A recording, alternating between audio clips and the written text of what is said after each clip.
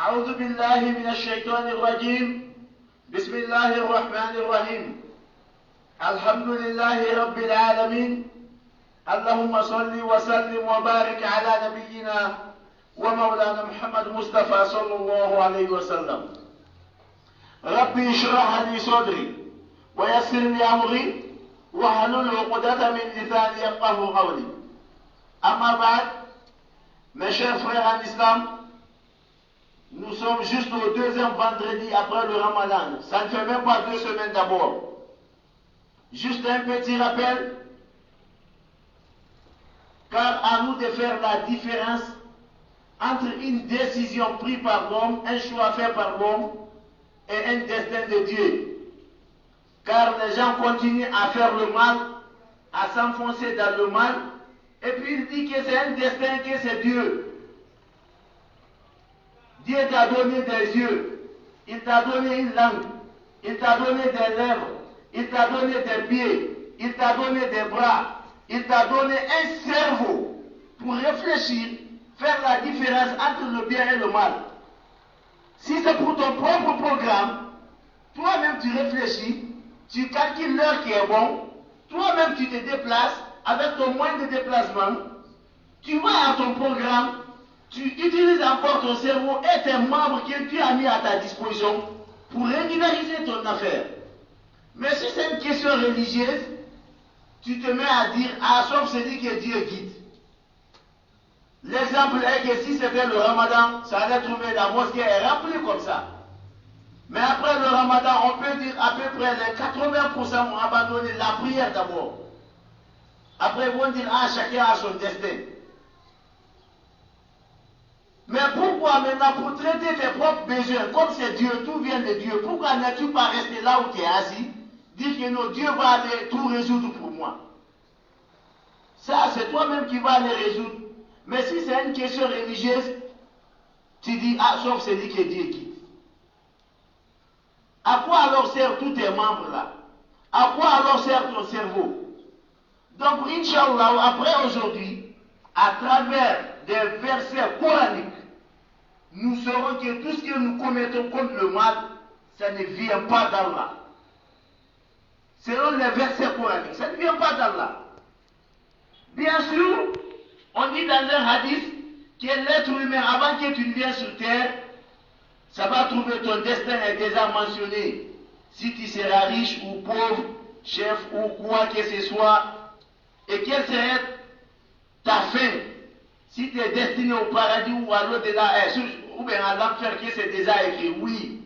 Mais dites-moi, l'être humain, la fabrication que l'être humain lui-même il a fait dans l'usine, l'être humain n'a-t-il pas été capable d'étudier l'objet avant que ça ne soit au marché? De nous dire la date d'expiration, de nous dire comment utiliser l'objet, de nous dire quelle serait sa capacité, à quoi ça servirait, ce que l'être humain a fabriqué dans l'usine avant que ça soit au marché. Si l'être humain est capable de faire cela, et Dieu qui a créé l'être humain, n'est-il pas capable de savoir une fois qu'il a créé l'être humain, qu'est-ce qu'il sera? Réfléchissons, les exemples sont là devant nous. Les gens disent, ah, on a entendu qu'avant que tu ne viennes, que tout est mentionné. De la manière dont l'être humain a été capable de connaître l'objet qu'il a fabriqué à l'usine, quelle est d'abord sa date d'expiration? Ça serait utile jusqu'à telle date avant que ça ne soit. À quoi ça va vous servir avant que ça ne soit? Quelle serait son utilité? Quels seraient ses dangers? Pourquoi pas Dieu qui a créé l'être humain aussi d'être capable de savoir qu'est-ce que tu seras avant que tu ne viennes dans la vie? C'est la réponse. Donc ceux-là qui disent qu'ils ne seront jamais guidés, ils ne seront jamais honnêtes sauf si Dieu les guide, même dans un livre qu'on appelle Akhdari, ça est mentionné quelque part, voilà yaqul Allah hatta yahdi anillah, que l'être humain cesse de dire qu'il ne peut être guidé sauf si Dieu le guide.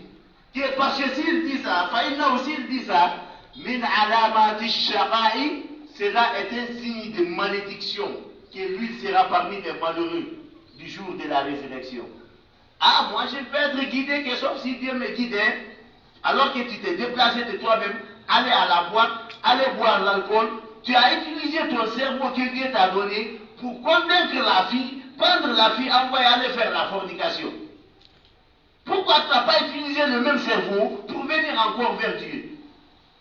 Donc, ceux-là qui le disent et qui se cramponnent là-dessus, alors, ça c'est un signe de malédiction. Deux, c'est un signe d'abandon. Ça prouve que tu as démissionné sur ta mission principale. Car on a une mission principale sur cette terre.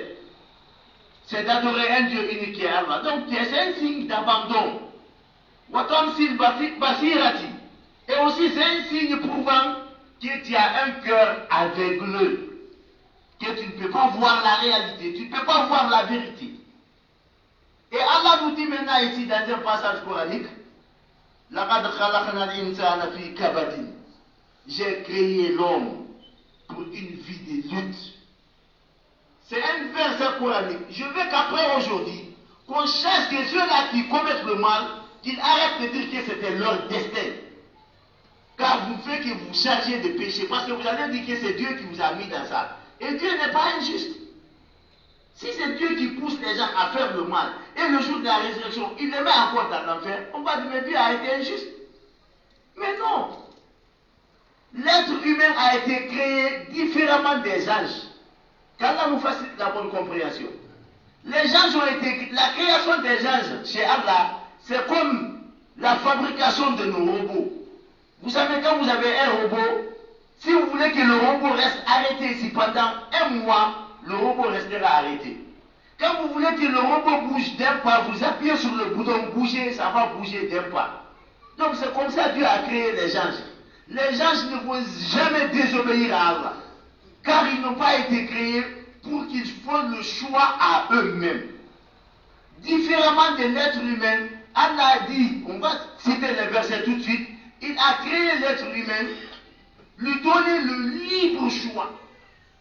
Sinon, un mécréant ne va pas s'élever. Aller trouver des fidèles adorateurs de Dieu, utiliser la force que Dieu lui a donnée, venir massacrer des adorateurs de Dieu. Dieu et ses anges restent là-bas indifférents. On dit, mais est-ce que Dieu ne voit pas ce qui se passe? Non. Dieu dit que sur terre, il vous a donné un libre choix. Mais seulement à un moment donné, quand toi qui es croyant, tu restes trop à l'appeler, il répond un peu à ton appel. C'est ça. Donc, Dieu nous dit ici d'abord dans ce premier verset, il dit, j'ai créé l'homme pour une vie de lutte.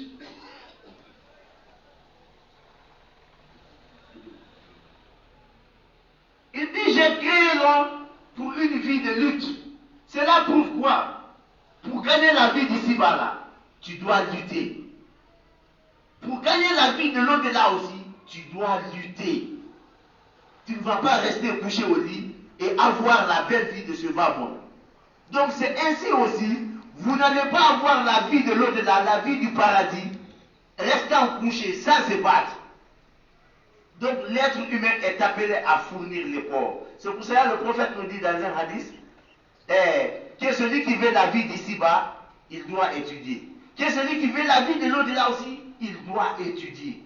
Et Dieu te dit ici qu'il t'a créé pour une vie de lutte. Toi tu restes là, si c'est une question religieuse, tu dis sauf celui que Dieu dit. Si c'est tes propres business de la vie d'ici-bas, toi-même tu t'adonnes corps et âme pour gagner. Pourquoi là-bas aussi tu n'es pas resté dire que sauf celui que Dieu dit? Ça c'est un. De deux, dans un autre passage coranique, Allah nous fait savoir ceci. Il dit Alam naj'allahu aynay.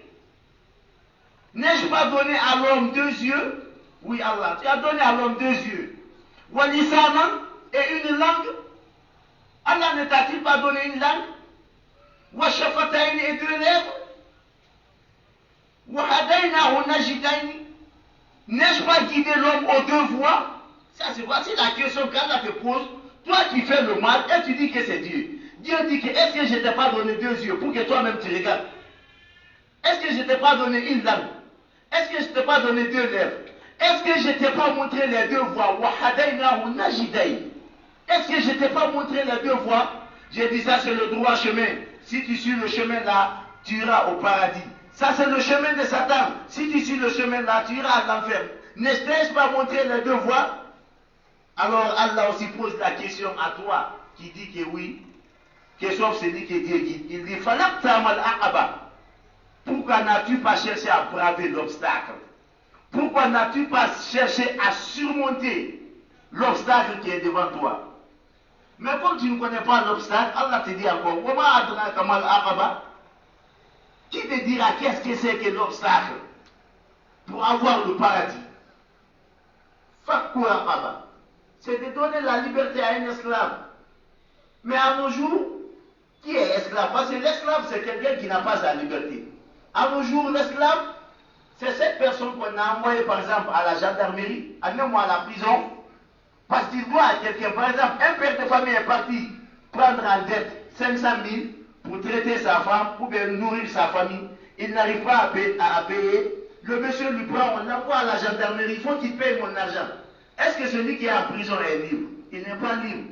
Et toi maintenant tu es au courant qu'on a envoyé monsieur tel à la prison parce qu'il doit à quelqu'un. Mais tu sais que c'est un père de famille, il a utilisé l'argent là à la maison, mais il n'arrive pas à payer. Maintenant que toi tu as les moyens, tu payes les 500 000.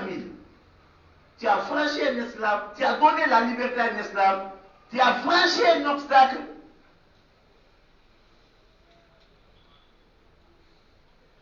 Après on dit, dit masraba, ou nourrir en un jour de famine, venir en aide pendant un moment de difficulté à qui? On te dit ici, il y a Priman, là, Makoraba, soit un orphelin qui est de vos proches parents, toi tu es là, tu as les moyens, ton frère est décédé là-bas, il a ses enfants là-bas, toi tes enfants étudient bien, tu laisses les enfants de ton frère là-bas, même si tu ne les envoies pas chez toi, mais fais ton maximum, ce que tu peux pour eux, pour que eux aussi, ils soient éduqués. Et ou bien, qu'est-ce qu'on dit encore? Ou venir en aide à un pauvre qui vient te demander l'aide. Ou bien s'il ne te demande pas, mais tu sais qu'il est dans les besoins. Le venir en aide, c'est ça, surmonter un obstacle. Puis être de ceux-là qui ont cru. Pour être de ceux-là qui ont cru, il faut d'abord faire les 5 prières par jour. Ne sois pas seulement le musulman du Ramadan et après le Ramadan, tu abandonnes tout.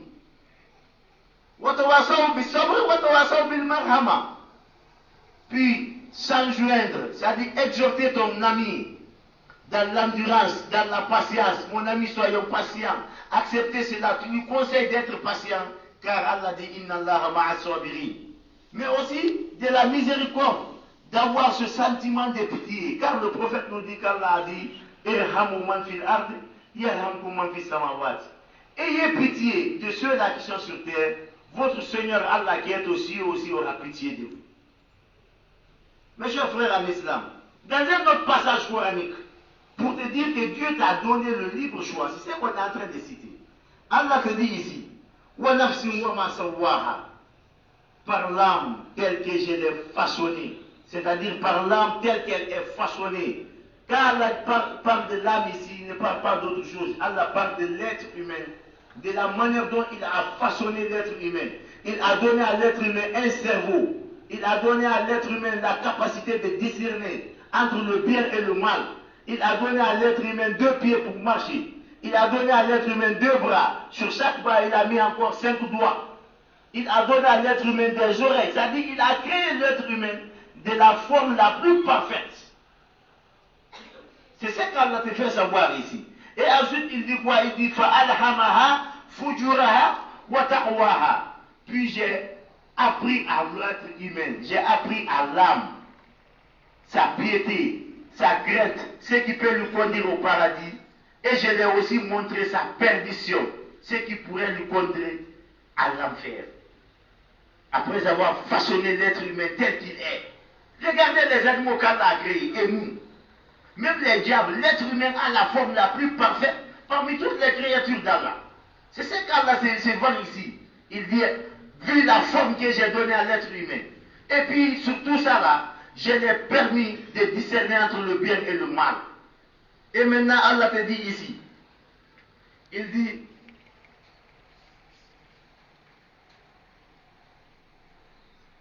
فَأَلْهَمَهَا فُجُورَهَا وَتَقْوَاهَا. Après, il a dit dans un autre passage, il dit Inna khalaqna al-insana min nutfatin. Certes, moi, Allah, j'ai créé l'homme à partir d'une goutte de sperme, amshajin, mélangée à celle de l'ovule de la femme. Pourquoi? Nabtalihi, afin que je l'examine, afin que je l'éprouve. Donc, le verset ici, le mot Nabtali prouve ici quoi? Que tu es sur cette terre pour passer un examen. Tu es sur cette terre pour passer un examen. Allah dit Inna khalaqna al-insana min nutfatin amshajin nabtali. Nous avons créé l'homme à partir d'une goutte de sperme mélangée à celle de la femme. Pourquoi? Afin que nous l'éprouvons, afin que nous nous mettons à l'épreuve. Donc, si Dieu dit qu'il t'a mis à l'épreuve, toi tu fais le mal, tu dis encore que c'est Dieu. On t'envoie dans une salle d'examen, on te dit, on te met à l'épreuve, voir tout ce qu'on t'a donné durant une année, si tu as pu bien assimiler. Et puis là-bas, toi tu restes assis, tu dis que si tu n'as pas trouvé, c'est que c'est le professeur qui a fait. On te met à l'examen de ce qu'on t'a appris. Donc Dieu aussi t'a appris quelque chose. Il a envoyé 124 000 prophètes. 124 000. Tous ceux-ci sont venus te dire quoi? Adorer un Dieu unique qui est Allah. Suivez le chemin de Dieu, ça vous conduira au paradis. Ne suivez pas le chemin de Satan, ça vous conduira à l'enfer. Et Dieu t'a donné le libre choix. Et Dieu te dit ici qu'il t'a créé à partir d'une goutte de sperme qui n'a pas été créée ainsi. Et ensuite il dit que c'est pour te mettre à l'épreuve. Donc on est là à faire un examen. L'examen finira le jour de ta mort. Et ensuite qu'est-ce qu'il dit? Il dit Faja'alnahu sami'an basira. Puis nous l'avons donné, nous lui avons permis d'entendre et nous lui avons permis aussi de voir. Dieu t'a donné des oreilles pour bien écouter ce qu'on te dit, comme tu l'entends maintenant, et il t'a donné des yeux pour que toi-même tu regardes en face la vérité. Et qu'est-ce qu'il dit ensuite? Il dit Inna hadaynahu sabila. Mais moi Dieu, j'ai guidé l'homme sur le droit chemin. Ah, toi qui arrêtes de prier, toi qui vas dans les boîtes, toi qui commets la fornication, toi qui commets le vol, toi qui commets l'injustice, toi qui commets la médisance. Après tu dis, ah, chacun a son destin. Dieu dit ici, Inna hadaynahu sabila.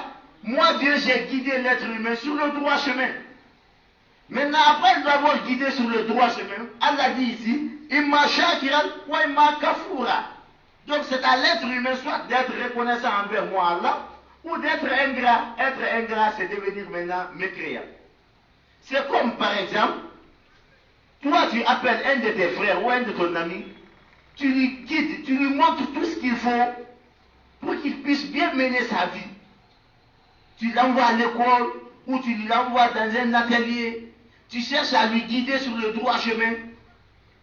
C'est à lui maintenant, soit d'être reconnaissant envers toi, savoir que oui, vraiment, tu l'as aidé, ou d'être ingrat. Donc si tu as envoyé 124 000 prophètes, ces 124 000 prophètes, aucun d'entre eux n'a dit suivez le chemin de Satan.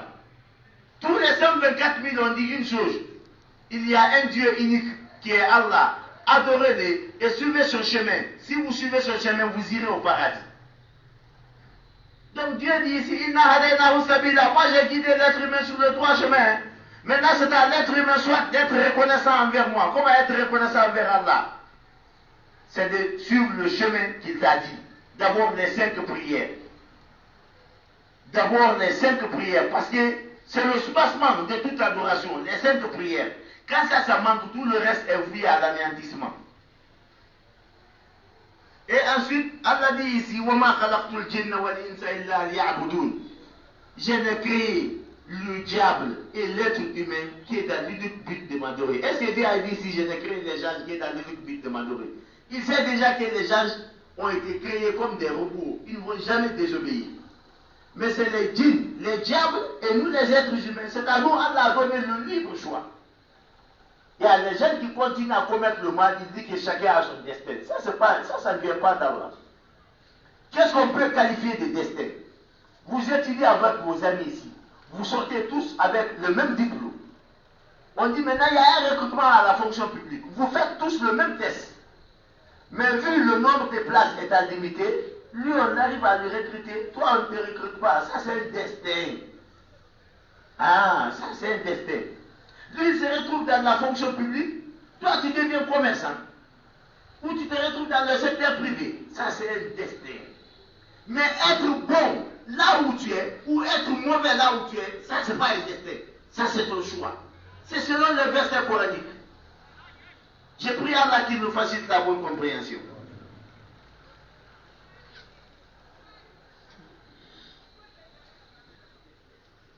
Donc, Allah nous fait savoir ici quelque part, il dit, Inna Allah ya'muru bil adl. C'est un verset coranique. Inna Allah, qui est lui Allah, ya'muru bil adl, qu'il ordonne la droiture. C'est ce que ton Seigneur a dit. Hein. Toi qui suis le chemin de Satan et dis que chacun a son destin. Ton Seigneur te dit ici, Inna Allah ya'muru bil adl, que lui Allah, il ordonne la droiture. Wal ihsan, et la bonté. Toi qui es mauvais, comme ça là, envers tes voisins, envers ta famille, envers tes frères. Allah lui dit qu'il ordonne la droiture et la bonté. Wa ita'i dhil qurba, et d'être bon envers, c'est-à-dire de faire des gestes envers tes frères de lait.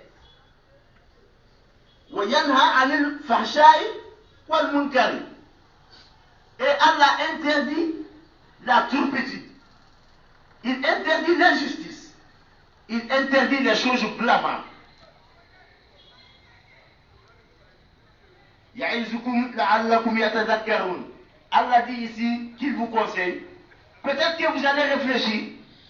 Donc ton Seigneur Allah, il dit ici dans le même verset coranique, Inna Allah ya'muru bil adl wal ihsan. Que lui Allah, il ordonne la droiture et la bonté. Qu'Allah nous facilite la bonne compréhension. Astaghfirullah li wa lakum fastaghfiruna wa ghafurur rahim.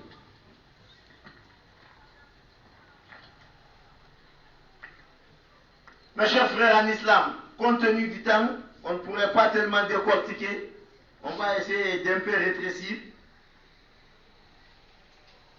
Mais qu'est-ce qu'on va se dire? Comme je l'avais dit au départ, voici le deuxième vendredi depuis après le ramadan. Mais remarquez, hein, vous allez partir dans les mosquées. Là où on pouvait avoir une mosquée pleine, actuellement même la moitié on ne gagne pas. Dans les mosquées, dans les quartiers, partez seulement, vous allez voir, même la moitié. Cela veut dire quoi? Que près de 80% ont abandonné. Alors chassez ceci. فَمَنْ كَانَ يَعْبُدُ رَمَضَانَ فَإِنَّ رَمَضَانَ قَدْ انْتَهَى فَمَنْ كَانَ يَعْبُدُ اللَّهَ فَإِنَّ اللَّهَ حَيٌّ لَا يَمُوتُ أَبَدًا. Ceux-là qui adoraient le mois de Ramadan, qu'ils sachent que le mois de Ramadan est parti. Donc leur Dieu est parti. Mais ceux-là qui adorent Allah, qu'ils sachent qu'Allah est là, il est vivant et il ne meurt jamais, il est immortel. Et Allah nous pose une question. أَفَتُؤْمِنُونَ بِبَعْضِ الْكِتَابِ وَتَكْفُرُونَ بِبَعْضٍ. Allez-vous croire à une partie du Coran et nier une autre partie du Coran? Allez-vous croire à la partie du Coran qui vous dit d'adorer Allah pendant le Ramadan, comme Allah vous le dit dans un passage coranique? Kutiba alaykum as-siyam kama kutiba ala alladhina min qablikum la'allakum tattaqun. Allah vous a recommandé le jeûne comme il a recommandé à ceux-là qui vous ont précédés, afin que vous atteigniez la piété. Vous devenez des bons musulmans pendant le Ramadan. Et qu'après le Ramadan, vous abandonnez tout ou presque tout. Et parce que celui qui abandonne la prière, il a tout abandonné. Car le premier dossier de l'homme qui serait vérifié le jour de la résurrection, c'est la prière. Ce n'est pas moi qui le dis, c'est un hadith du prophète. Que si la prière s'avère bonne, que tu es gagnante. Mais si elle s'avère mauvaise, le restant là, on s'en fout. Même si tu nourrissais tout qui me dit à chaque jour, on s'en fout. Donc, et vous allez nier une autre partie du Coran, alors que ton Seigneur qui t'a dit d'adorer pendant le Ramadan, c'est le même Seigneur qui t'a dit dans un autre verset coranique encore, adore ton Seigneur qui t'a créé jusqu'à ce que te vienne la mort. Toi tu dis non, c'est la jeunesse d'abord. Ton Seigneur n'a pas dit que quand tu es jeune de ne pas l'adorer. Il te dit adore ton Seigneur jusqu'à ce que te vienne la mort. Ah, tu dis non, ce qu'on a fait à Ramadan c'est trop, hein. On a appris que quand tu gères le ramadan, que Dieu va effacer tous tes péchés. Oui, c'est vrai. Que quand tu gagnes la nuit de Laylatul Qadr, ça vaut mieux que 1000 mois. Et quand vous faites la règle de 3, 1000 mois équivaut à 83 ans et 4 mois. Donc tu as gagné un bienfait plus que celui-là qui a adoré Allah pendant 83 ans, 4 mois, sans l'associer à rien pour une fraction de seconde. Oui, tu as gagné ça. Mais prenons l'exemple. Tu es dans une salle d'examen. On vous a tous donné des papiers vierges, de traiter le sujet. Pendant que tes amis fournissent des preuves pour mettre la réponse qu'il faut, pendant ce temps, toi tu es là à salir ton papier, tout ce que tu mets, c'est du faux. Le surveillant qui est là, il voit cela, il a pitié de toi, il te retire la feuille.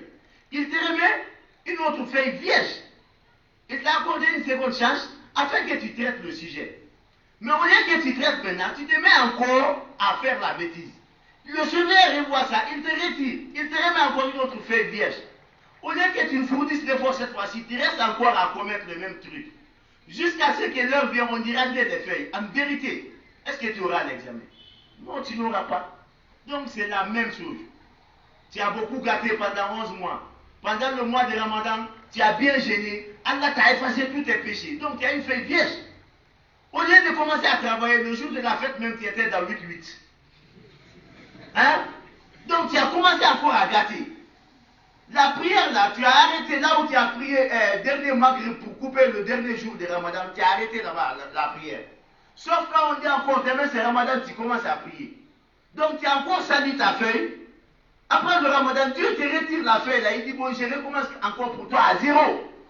Tu restes encore à salir jusqu'à ce que la mort te trouve sur ça. En vérité, est-ce que tu es parti avec quelque chose de potable? Non. Pourtant, ton Seigneur t'a prévenu dans un passage coranique.